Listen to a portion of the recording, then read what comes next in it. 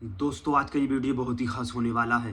हिंदुस्तान के अंदर जो माहौल है वो किसी भी हद तक ठीक नहीं है और बहुत सारे लोग नफरत फैलाने के लिए मुसलमानों का नाम आतंकवाद से जोड़ते हैं। मेरे दोस्त, हिंदू हो या मुसलमान हो, जो गलत करेगा वो गलत है, जो सही करेगा वो सही है। और इस्लाम ये पैगाम नहीं देता कि मुसलमान जगह जगहों पर जा करके किसी पर जुल्म करें या किसी के साथ बुरा भला करें। तो मेरे दोस्त, इस्लाम क्या पैगाम देता है? इस्लाम का पैगाम आप ज़रा सुन करके जाइए कि इस्लाम क्या पैगाम देता है और इस्लाम क्या सबक देता है। इस वीडियो के अंदर, इस वीडियो को पूरा सुने आप हज़रात। जब आप हज़रात ने ये वीडियो प्ले कर ही लिया है तो मेरे दोस्त इस वीडियो को पूरा देख करके जाइए, सुनिए इस्लाम क्या पैगाम देता है। इस वीडियो को पूरा सुनिए वीडियो। मौला फरमाता है हमने नुतफे से अलका बनाया।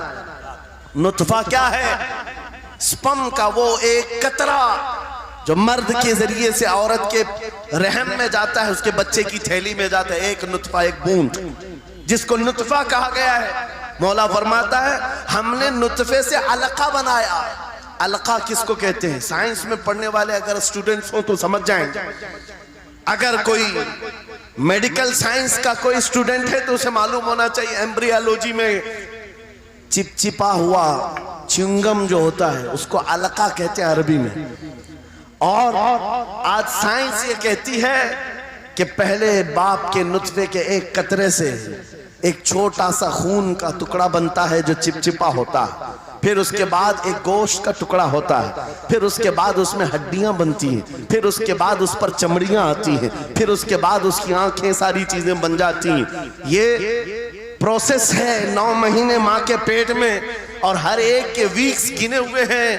फर्स्ट वीक में क्या होता है, सेकेंड वीक में क्या होता है, थर्ड वीक में क्या होता है, एम्ब्रियोलॉजी का पूरा इल्म है। साइंस आज 21वीं सदी में इस एम्ब्रियोलॉजी को तुम्हारे सामने ला रही है। अरबों के उस दौर की बात कर रहा हूं जहां लोगों को घर बनाने का इल्म नहीं था और कुरान मां के पेट में पैदा होने वाले बच्चे की तख्लीकात बयान कर रहा है। नारे तकबीर, नारे रिसालत, फैज़ाने कुरान मुक़द्दस, फैज़ाने शेखुल मशाइख, नारे तकबीर, नारे रिसालत।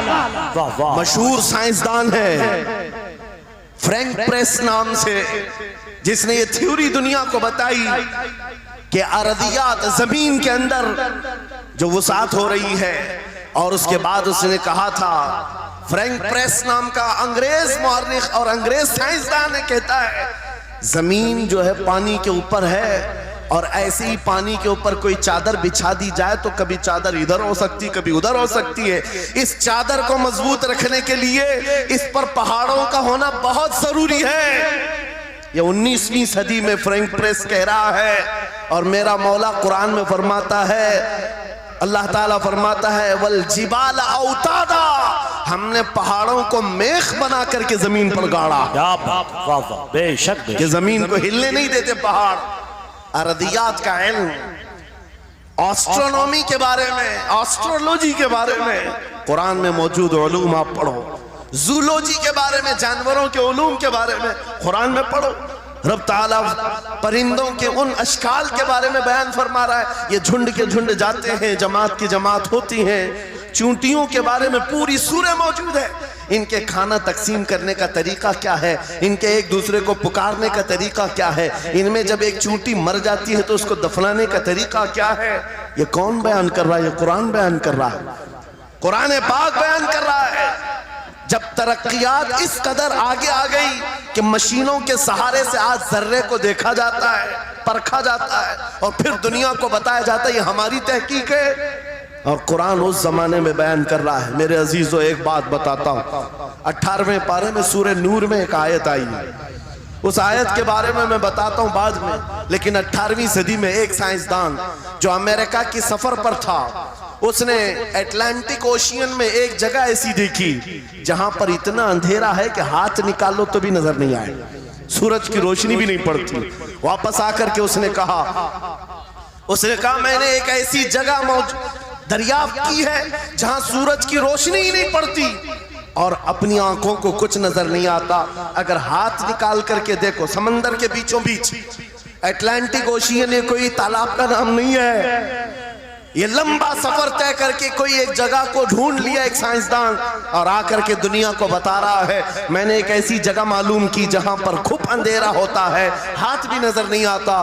جب وہ آ کر کے بتاتا ہے، ایک عالم ربانی نے قرآن کی آیت پڑھی، مولا قرآن میں فرماتا ہے اذا اخرج یدہ لم یکد یراہا ومن لم یجعل اللہ لہ نورا فما لہ من نور۔ قرآن میں اللہ فرماتا ظلمات بعضها فوق بعض، ایک جگہ ہم نے ایسی بنائی ہے جہاں اندھیریوں پر اندھیریاں ہیں، جہاں ہاتھ بھی نکالو گے تو ہاتھ نظر نہیں آئے گا۔ قرآن میں 1400 سال پہلے یہ جب بات آئی اس سائنسدان کو بتایا گیا، یہ تو اللہ نے قرآن میں بیان کیا ہے۔